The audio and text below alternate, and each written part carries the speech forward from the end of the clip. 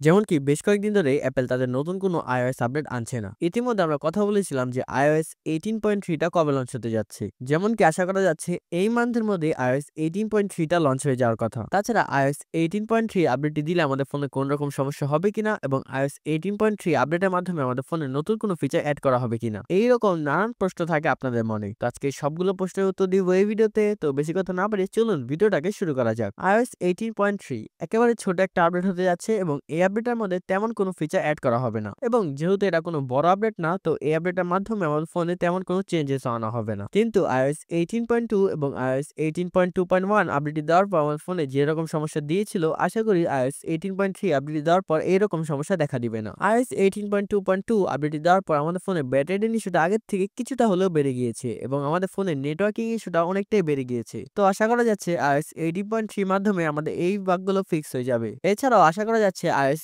18.3 update দেওয়ার পর আমাদের ফোনে ব্যাটারি ইস্যুটা অনেকটাই কমে যাবে এবং iOS 18.3 আপডেটের মাধ্যমে আমাদের ব্যাটারি ব্যাকআপটা আগের থেকেও বৃদ্ধি পাবে। তাছাড়াও iOS 18.3 আপডেট দেওয়ার পর আমাদের ক্যামেরা অপশনে আরো কিছু ইমপ্রুভ আনা হবে, যে জিনিসটা অনেকের কাছেই কাজে আসতে পারে। তেমন বড় কোনো ফিচার অ্যাড না হলেও iOS 18.3 আপডেট দেওয়ার পর আমাদের ফোনে ছোটখাটো কিছু ফিচার অ্যাড হবে এবং ছোটখাটো কিছু বাক্স ফিক্স হয়ে যাবে। এছাড়াও অনেকে মনে সবসময় প্রশ্ন থাকে যে iOS আপডেট দিলেই কি আমাদের ফোনে গ্রিন লাইন চলে আসবে। iOS 18.3 আপডেট দেওয়ার পর আমাদের ফোনে গ্রিন লাইন চলে আসার চান্স একেবারেই কম। যদি আপনার ফোনটা iPhone 13 সিরিজে হয়ে থাকে, তারপর আপনার ফোনে গ্রিন লাইন আসার চান্সটা একেবারেই কম। তো এই আপডেটের মাধ্যমে আমাদের ফোনে গ্রিন লাইন আসার চান্সটা একেবারে নাই বললেই চলে। এই আপডেটটি রিলিজ হওয়ার পর যদি কোনো রকম ফিচার অ্যাড করা হয়, তাহলে আমি অবশ্যই আপনাদের জানিয়ে দিব এবং এই আপডেটের মাধ্যমে আমাদের ফোনে যদি কোনো রকম সমস্যা দেয়, তাহলে আমি আপনাদের আগে সতর্ক করে দিব। আমার সবগুলো ভিডিও খুব ছোট হয়ে থাকে, কারণ আমি চাই না আপনাদের মূল্যবান সময়টুকু নষ্ট করতে। তাই আমি মূল কথাগুলোই আপনাদের সাথে শেয়ার করি, অযথা কথা বলে ভিডিওটাকে বড় করি না। তো ভিডিওটা যদি ভালো লাগে অবশ্যই একটা লাইক করে দিবেন এবং চ্যানেল নতুন হলে অবশ্যই সাবস্ক্রাইব করে আমার সাথেই থাকবেন। ধন্যবাদ সকলকে আমাকে সময় দেওয়ার জন্য। দেখা হবে নতুন একটা ভিডিওতে।